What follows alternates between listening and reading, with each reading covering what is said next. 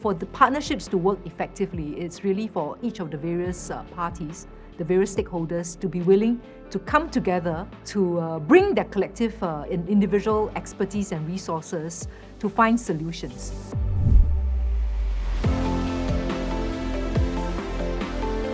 My response relates to not just Asia, but also to the rest of the world, which is the percentage of philanthropic giving for climate and nature remains small. If I were to quote a report study by the Climate Works Foundation, only 2% of philanthropy globally goes to climate mitigation today.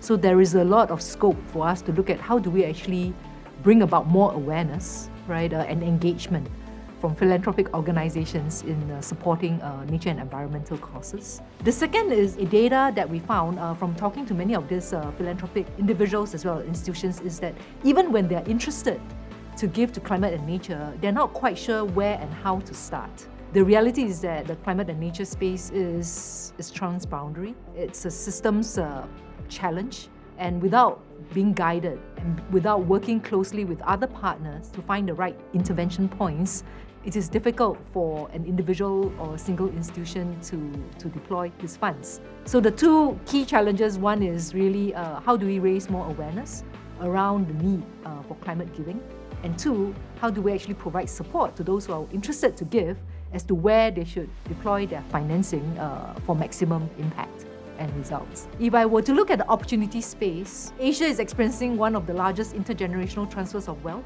Two, there's growing and increased interest in contributing to nature and climate outcomes. There is strong interest, growing commitment for people to contribute to be a part of the solution. And so the opportunity is really how do we actually bring together like-minded individuals to foster closer partnerships and to support one another in this journey forward. We don't know what that path looks like, but it's very much a journey and an adventure for all of us to work together to figure it out. I think the first premise is for us to agree on a common set of objectives and what is the mission, collective action problem that we're trying to solve, right? To understand the issues at hand. Two is the need for us to understand that there is need for urgency. Speed, scale is of the essence. But more importantly, to recognize collectively that this is a path that has to be forged. We have to fill the stones as we cross the river, as we like to say in Chinese. It has to be taken from an outcome approach, and then for each of them to be prepared to step out of the comfort zone to find that path forward.